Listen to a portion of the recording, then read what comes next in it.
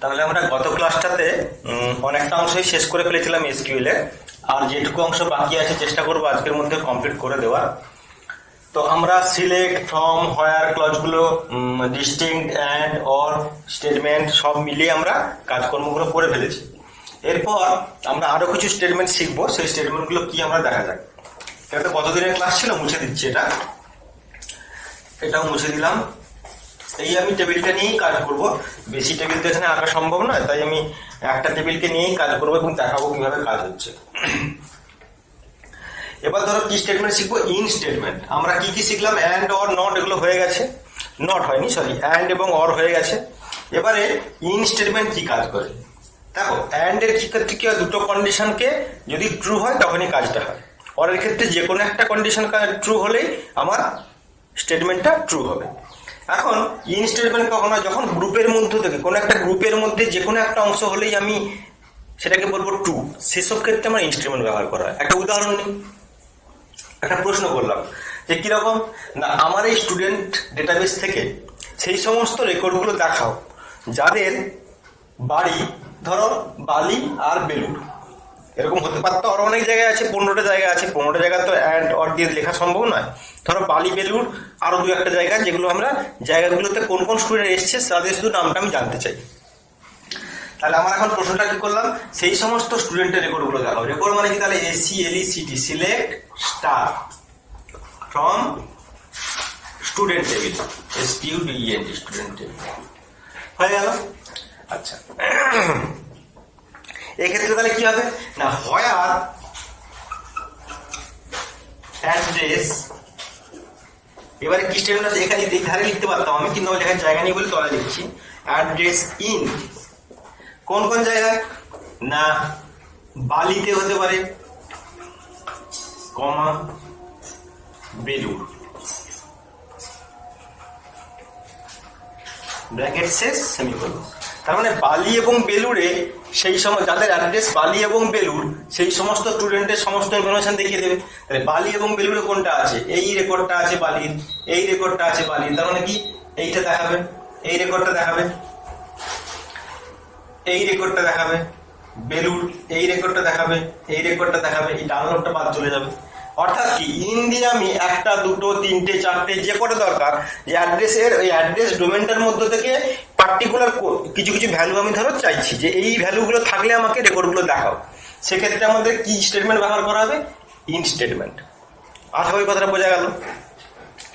এবার যদি আমি বলতাম তোমাকে আর একটা স্টেটমেন্ট আছে, ইনের পরে নট ইন, নট ইন একটা স্টেটমেন্ট। আমি যদি এখানে ইনের বদলে নট ইন দিতাম তখন কি দেখাতো বলতো, তখন যেটা দেখাতো যে সিলেক্ট স্টার ফ্রম স্টুডেন্ট, অর্থাৎ সেই সমস্ত রেকর্ডগুলো দেখাও স্টুডেন্ট টেবিল থেকে যাদের অ্যাড্রেস নট ইন, অর্থাৎ কি বালি এবং বেলুড় এইটা বাদ দিয়ে যে কটা অ্যাড্রেস পাবো সে কটা অ্যাড্রেস দেখাবো। তার মানে কি এখন তাহলে কি দেখাবে, শুধু এই ডানলপ যাদের অ্যাড্রেস বাড়ির অ্যাড্রেস সেই রেকর্ডটাই শুধু দেখাবে, অর্থাৎ একটা, দুটো, তিনটে, চারটে পুরো আউট হয়ে যাবে, শুধু এই রেকর্ডটাই দেখাবে।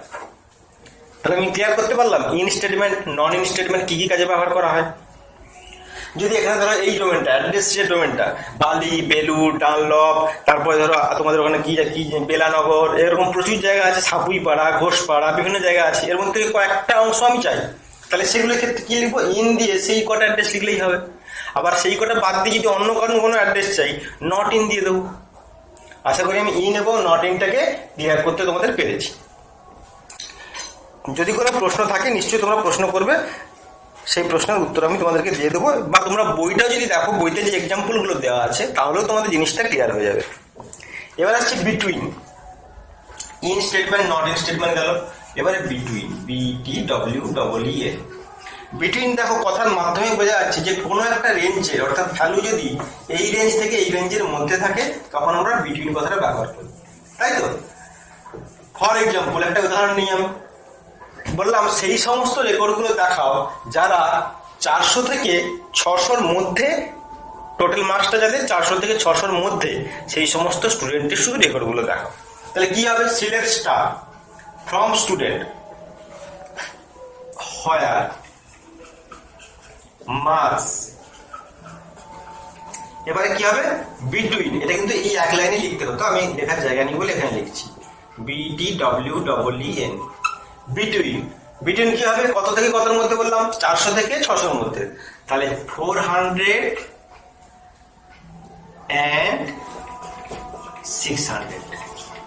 অর্থাৎ হোয়ার মার্কস, অর্থাৎ নম্বরটা বিটুইন, অর্থাৎ কি মধ্যে 400 এবং 600 মধ্যে যদি হয় নাম্বারটা, সেই সমস্ত রেকর্ডগুলো আমাকে দেখিয়ে দেবে। অর্থাৎ কি 400 থেকে 600 মধ্যে মানে কোনটা হবে, এটা হবে, এটা হবে, এটা হবে না, এটা হবে, এটা হবে। অর্থাৎ কি এইটা বাদ দিয়ে, এই রেকর্ডটা বাদ দিয়ে বাকি কিন্তু 4টে রেকর্ডই ও দেখিয়ে দেবে, 1 2 3 4টে।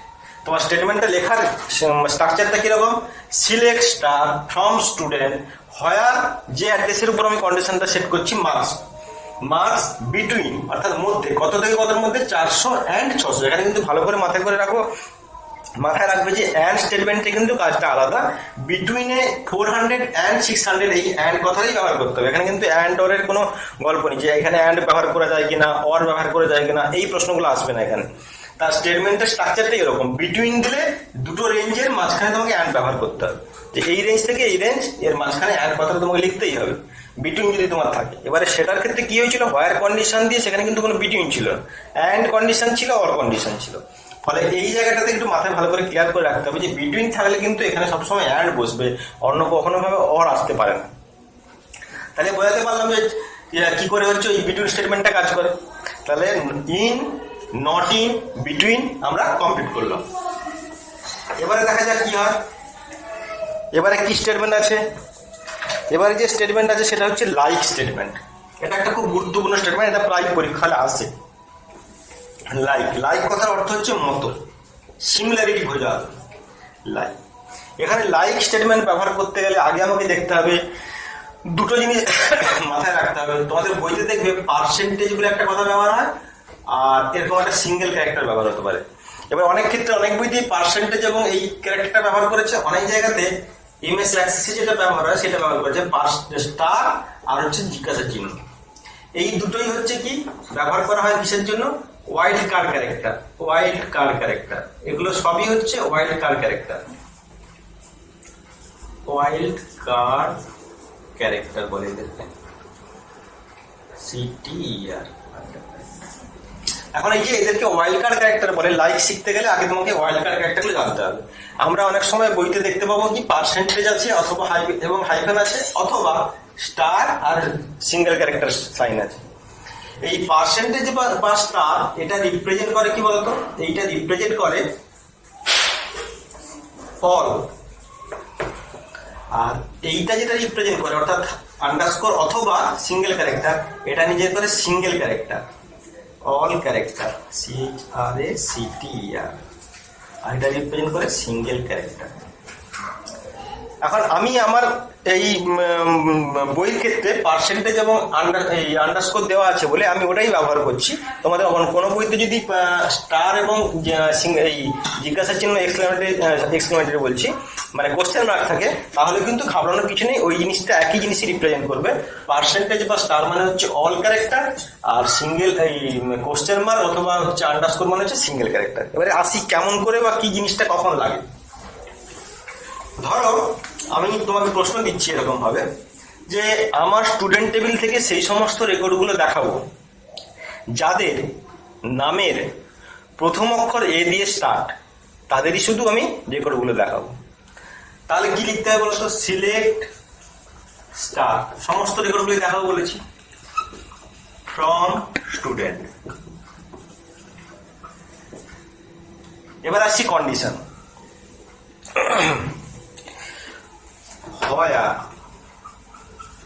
নেম লাইক হচ্ছে কি নির্বাচন করে, প্যাটার্ন রিপ্রেজেন্ট করে, যে কি ধরনের প্যাটার্নটা হয়। প্যাটার্নটা কি বলেছি আমি, নামের প্রথম অক্ষর এ দিয়ে স্টার্ট, তারপরে কতগুলো ক্যারেক্টার হবে আমি জানি না।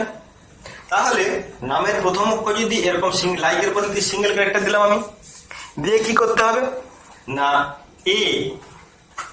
এ দিয়ে আমার স্টার্ট বলেছি, তারপরে আমি জানি না কতগুলো ক্যারেক্টার হবে। তাহলে অল ক্যারেক্টার মানে কি যতগুলো ক্যারেক্টার থাকবে ততগুলো ক্যারেক্টারই আসবে, সেমিকোলন দিলাম। অর্থাৎ হোয়ার নেম যদি এ দিয়ে স্টার্ট যতগুলো নাম পাবো সবগুলো নামই আসবে। এখানে কি, এখানে তোমার একটা নামও এ দিয়ে স্টার্ট নেই, অতএব কোনো নামই আসবে না। বোঝা গেল? যদি বলতাম নামের প্রথম অক্ষর কে দিয়ে স্টার্ট, সেরকম তাহলে যতগুলো নাম আছে আসবে, কে পার্সেন্টেজ দিলাম তাহলে কি আসবে, একটাই আসবে, আর আসবে না। বোঝা গেল? তাহলে আমি যদি এখন প্রশ্ন করি যে আমাকে সেই সমস্ত নামগুলো দেখাও যাদের 3 নম্বর ক্যারেক্টার, 3 নম্বর ক্যারেক্টারটা,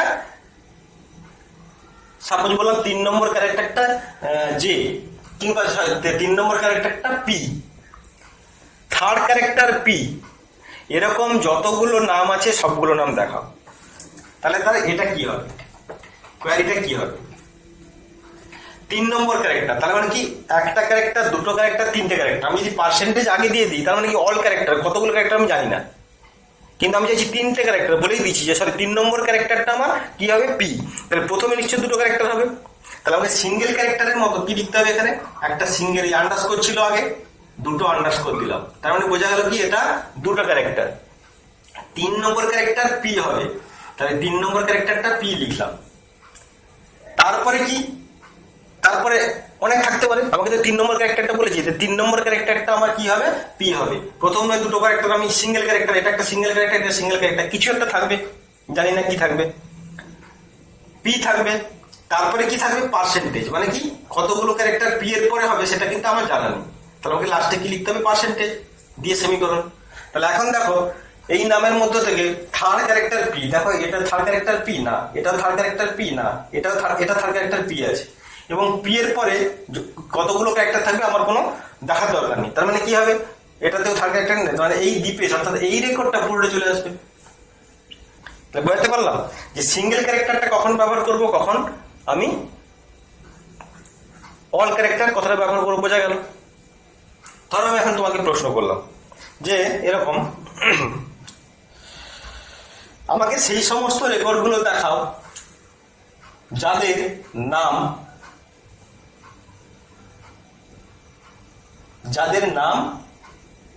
যাদের নামের শেষের অক্ষর, যাদের নামের শেষের অক্ষর ওয়াই, যাদের নামের শেষের অক্ষর ওয়াই।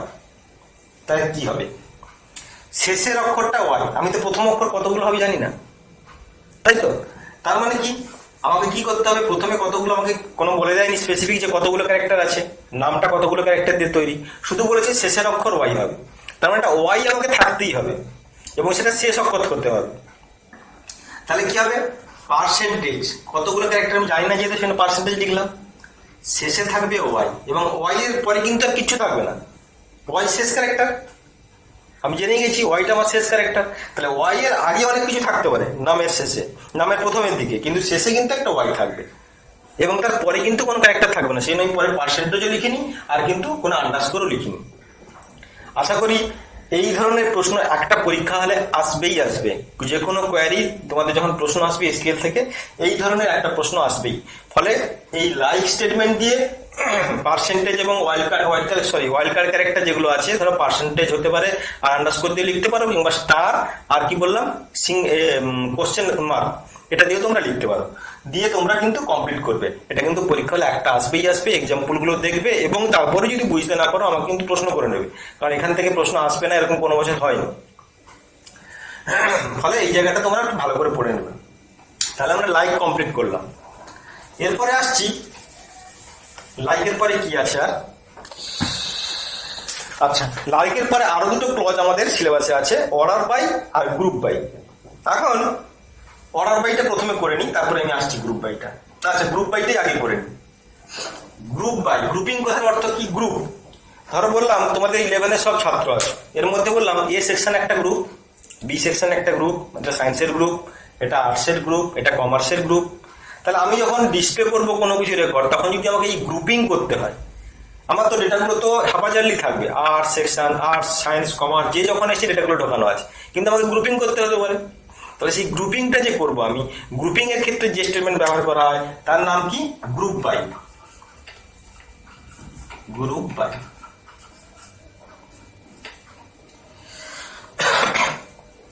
তাহলে আমি বললাম যে আমার এই স্টুডেন্ট টেবিলটাকে পুরোটা গ্রুপিং করে দাও সেকশনের ভিত্তিতে। আমার এখানে সেকশন আছে কিছু না, সেকশন নেই, ঠিক আছে বাদ দিলাম। তাহলে আমি বললাম অ্যাড্রেসের ভিত্তিতে গ্রুপিং করে দাও, মানে কি বালির যারা স্টুডেন্ট তারা একটা লিস্ট তৈরি হয়ে গেল, তারপরে অ্যাড্রেস কি আছে বালি বেলুড়ের যে স্টুডেন্টগুলো সেগুলো একসঙ্গে থাকবে, ডানলপের যারা স্টুডেন্ট তারা একসঙ্গে থাকবে, এরকম করে করে আমাকে অ্যাড্রেসের ভিত্তিতে গ্রুপিং করে দাও। তাহলে কমেন্টটা কি হবে, select star from student group by কি অ্যাড্রেস। ঠিক আছে, আমি যখন বললাম select star from student group by, এখানে কোনো কন্ডিশন দরকার নেই, গ্রুপিং করছি কিসের বেসিসে, অ্যাড্রেসের ভিত্তিতে। অর্থাৎ অ্যাড্রেস যেটা আছে সেই অ্যাড্রেসের ভিত্তিতে আমি পরপর ধরো যে অ্যাড্রেসে বলছি সেই অ্যাড্রেসে সমস্ত স্টুডেন্ট চলে আসবে, তারপরে আরেকটা অ্যাড্রেস নিয়ে তার সমস্ত স্টুডেন্ট চলে আসবে, এইভাবে কিন্তু হবে। এবারে গ্রুপ বাইয়ের সঙ্গে সঙ্গে আরো একটা জিনিস করলে যেটা ভালো হয়, কি হয় না, এই গ্রুপ বাই যখন করছি আমরা তখন কিন্তু কোনো অর্ডার ফলো করা হয় না, যে কি অর্ডারেও দেখাবে। তাহলে গ্রুপ বাইয়ের সঙ্গে আরো একটা ক্লজ আমি যোগ করতে পারি, সেটা হচ্ছে কি অর্ডার বাই অ্যাড্রেস। অর্থাৎ অ্যাড্রেসটা কেমন ভাবে আসবে, অ্যাড্রেস দিয়ে যদি আমি সেমিকোলন দিয়ে অ্যাসেন্ডিং করি, অ্যাড্রেসের পরে আমি এএসসি লিখি, তার মানে অ্যাসেন্ডিং অর্ডার, অথবা কি লিখতে পারি অ্যাসেন্ডিং অথবা ডিসেন্ডিং, এএসসি আর ডিএসসি। ডিসেন্ডিং মানে হচ্ছে কি না ছোট থেকে বড়, অর্থাৎ কি আলফাবেটিক্যাল অর্ডারে সাজাই, প্রথমে চাইছি বি এর বালি দিয়ে যতগুলো আসে চলে আসুক, তারপরে ধরো BALLI, তারপরে বেলুড় আছে, তাই তো, কারণ কি প্রথমে বালি আসবে, ডিকশনারিতে যেমন সাজানো হয় BALLY পরপর ক্যারেক্টারগুলো দেখে দেখে সাজানো হয় সেরকম। তাহলে গ্রুপ বাই অ্যাড্রেস করছি, তারপরে অর্ডার বাই কি অ্যাড্রেসের উপর আমি অর্ডার করছি, বা আমি এমনও করতে পারি যে গ্রুপ বাই অ্যাড্রেস করলাম, আমি অ্যাড্রেসের উপর গ্রুপিং হচ্ছে, অর্থাৎ বালির যতগুলো ততগুলো, বেলুড়ের যতগুলো স্টুডেন্ট আছে ততগুলো। এবার ধরো আমি বললাম অর্ডার বাই অ্যাড্রেস না করে অর্ডার বাই মার্কস করলাম, তার মানে কি প্রথমে বালির যতগুলো স্টুডেন্ট সে রেকর্ডগুলো এলো, কিন্তু সাজানো হবে কিভাবে, যার মার্কস সব থেকে ছোট, মানে সব থেকে বড় বেশি পেয়েছে যে, তার নামটা সবার প্রথমে থাকুক। তাহলে কি হবে সেই ক্ষেত্রে, গ্রুপ বাই অ্যাড্রেস করার পরে অর্ডার বাই মার্কস, এটাকে কি করতে হবে আমাকে, অ্যাসেন্ডিং মানে ছোট থেকে বড়, ডিসেন্ডিং মানে বড় থেকে ছোট। ডিসেন্ডিং লিখলাম, তাহলে কি হবে, বালির মধ্যে বালি কি আছে, এই দুটো বালি আছে, এর মধ্যে সব থেকে বেশি নাম্বার কে পেয়েছে, দীপেশ পেয়েছে, মানে 620, তারপরে 485, তার মানে কি এই রেকর্ডটা প্রথমে আসবে, তারপরে আমার এই রেকর্ডটা আসবে। বোঝা গেল, কারণ 620টা নিশ্চয়ই 485 থেকে বেশি। আমি এখানে বলেই দিচ্ছি যে গ্রুপ বাই করো অ্যাড্রেসের ভিত্তিতে, বালি যতগুলো স্টুডেন্ট ততগুলো আসবে প্রথমে, তারপরে বেলুড়ের স্টুডেন্ট আসবে, তারপরে ডানলপ স্টুডেন্ট আসবে, এরকম করে করে সাজানো হবে। কিন্তু ওই অ্যাড্রেসের উপরে যতগুলো স্টুডেন্ট আছে তার মধ্যে আবার কি না অর্ডার বাই মার্কস, আমি মার্কসের ভিত্তিতে বলছি সাজাও, অর্থাৎ কি ডিসেন্ডিং অর্ডারে সাজাও, মানে কি বড় থেকে ছোট, আর অ্যাসেন্ডিং বললে ছোট থেকে বড়। তাহলে গ্রুপ বাই হতে পারে, আবার অর্ডার বাইটাও বোঝা গেল। অনেক সময় বেশিরভাগ সময় প্রশ্ন আসে গ্রুপ বাই হয়তো লাগে না, শুধু বললো এই স্টুডেন্ট টেবিলের সমস্ত রেকর্ডগুলোকে তুমি নাম্বারের ভিত্তিতে সাজাও, নাম্বারের ভিত্তিতে ছোট থেকে বড় বলে অ্যাসেন্ডিং করতে হবে, আর বড় থেকে ছোট বললো মানে কি ডিসেন্ডিং, যে বড় নাম্বার সে বেশি, তারপরে ছোট যে সব থেকে কম পেয়েছে সে শেষে থাকবে। তাহলে কি করতে হবে, select star from student order by marks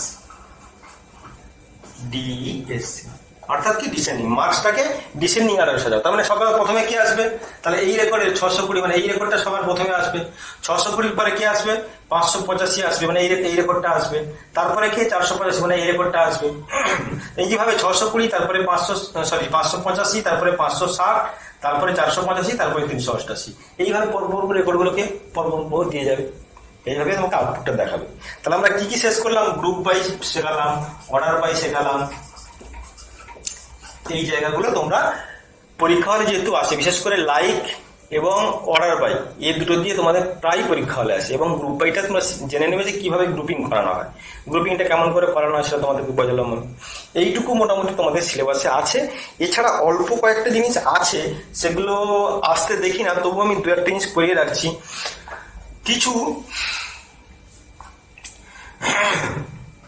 কিছু ফাংশন আছে, যেমন এভারেজ,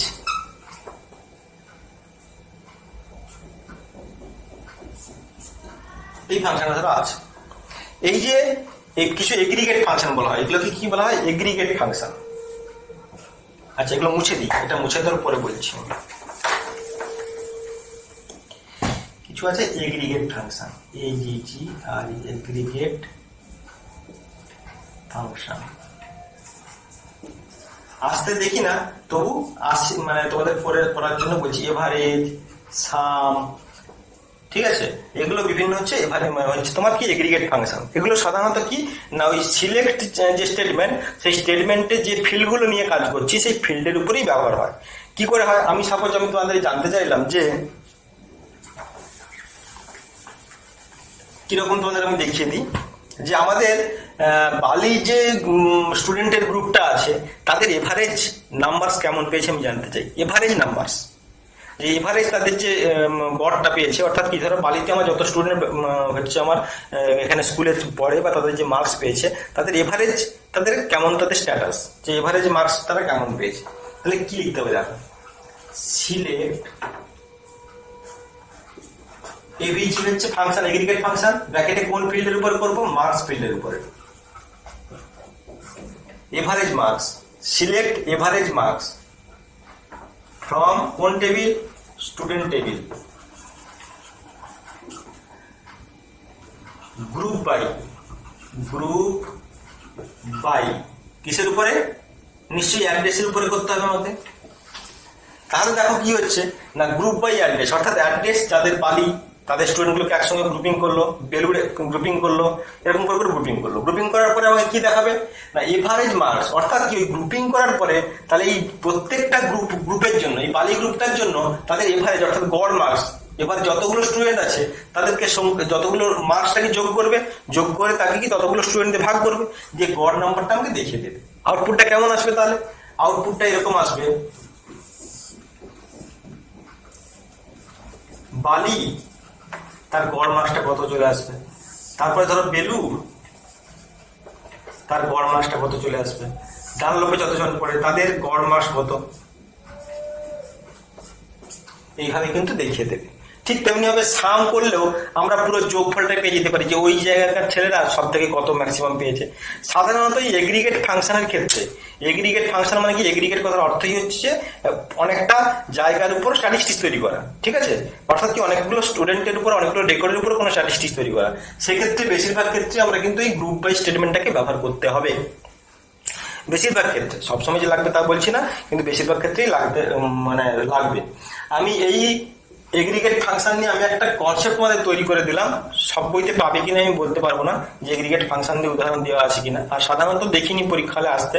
ফলে আমি এইটা এখন জোর দিচ্ছি না, তোমাদের যদি ওই বাকি যে কোয়ারিগুলো আছে যেগুলো আমি করিয়েছি সেগুলো যদি কনসেপ্টটা ক্লিয়ার হয়ে যায় এবং এরকম যদি প্রশ্ন এগ্রিগেট ফাংশন দিয়ে আমি দেখে থাকি বা আলোচনা করতে গিয়ে আসে, তখন নিশ্চয়ই ফার্দার এটা অ্যাডভান্সড ক্লাস হিসেবে আমি আলাদা করে আরেকটা ক্লাস নিতে পারি। কিন্তু এটার এই মুহূর্তে প্রয়োজন নেই, তাই আমি এই বিষয়টা নিয়ে খুব বেশি আমি কভার আপ সময়টা নিতে চাইছি না।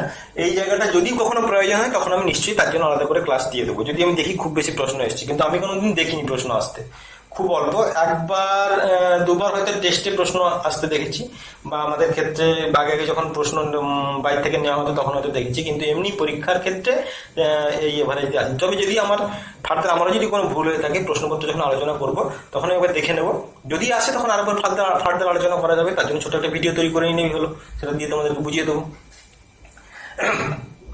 যতটুকু পড়িয়েছি ততটুকু অংশ তোমরা বইতে সবারই সব বইতেই পেয়ে যাবে, তোমরা পুরোটা দেখে নাও, ওখানে আলাদা এক্সাম্পল পাবে। আমার এই এক্সাম্পল তো তোমরা বুঝে নিয়েছো, ফলে তোমাদের ওই এক্সাম্পলগুলো দিয়ে এবারে বুঝে নিতে অসুবিধা হওয়ার কথা নয়। তারপরে যদি অসুবিধা হয় তখন তোমরা ওই ছবি পাঠিয়ে, তোমাদের উদাহরণটাকে একটা ছবি তুলে আমাকে ভিডিও করে পাঠিয়ে দিয়ে তোমাদের প্রশ্নটা অডিও আকারে দিয়ে দেবে হোয়াটসঅ্যাপে, আমি তাহলে সেই রেসপেক্টে আমি উত্তর দিয়ে দিতে পারবো। অ্যাটলিস্ট আমাকে এক্সাম্পলটা দেবে, স্যার আমি এই এক্সাম্পলটা বুঝতে পারছি না, তাহলে আমার কি হবে? এক্সাম্পলটা তুমি তো মুখে বলতে পারবে না, তোমাদের বইতে যে এক্সাম্পল আছে সেটাকে তুমি ছবি তুলে পাঠিয়ে দেবে এবং তার সঙ্গে সঙ্গে তুমি অডিওটা আমাকে পোস্ট করবে যে স্যার আমার এই জায়গাটাতে সমস্যা, তখন আমি সেই রেসপেক্টে আমি উত্তর দিয়ে দেবো। আশা করছি আমি চ্যাপ্টার নাম্বার 3, এটা চ্যাপ্টার নাম্বার 3-তে আমার আর কিছু নেই এই সিলেবাসটাতে। ফলে আমি এসকিউএল শেষ করা এবং রিলেশনাল অ্যালজেব্রা শেষ করা মানে 7, 7, 14 নম্বর যে বড় বড় প্রশ্ন আছে 7 নম্বর করে, সেগুলো অল্টারনেটিভটা আমি শেষ করে দিচ্ছি। আমি পরের ক্লাসে তোমাদের কিছু প্রশ্ন, এই এমসিকিউ এসিকিউ দেবো না, এমসিকিউ দেবো, আর কিছু বড় প্রশ্ন অর্থাৎ 7 নম্বরের যে প্রশ্ন আছে তার পিডিএফ করে আমি পাঠাবো তোমাদের সলভ করার জন্য। সবাই ভালো থাকবে, একটু ভালো করে মন দিয়ে পড়াশোনা করবে, কারণ তোমাদের ইন্টারাকশন খুবই কম। আমি কয়েকজন ছেলে ছাড়া আমি সবাইকে পাইনি যারা আমার সঙ্গে মানে প্রত্যেক দিন ক্লাসের পর অর্থাৎ নেক্সট দিন আমার সঙ্গে ইন্টারাক্ট করছে। ফলে তোমরা প্রত্যেকেই পড়াশোনা করবে এবং প্রত্যেকেই ইন্টারাক্ট করবে, তাহলে বুঝতে পারবে যে তোমরা পড়াশোনা করছো। সবাই ভালো থাকবে, ধন্যবাদ।